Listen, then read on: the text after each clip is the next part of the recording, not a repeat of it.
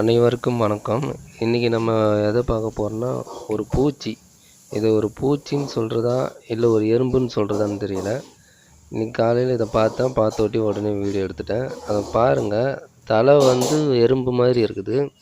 ஆனால் கால் உடல்லாம் பாருங்கள், கால் ஒரு 6 கால் இருக்குது. அதுக்கு ஒரு வால் மாதிரி நீளமாக இருக்குது.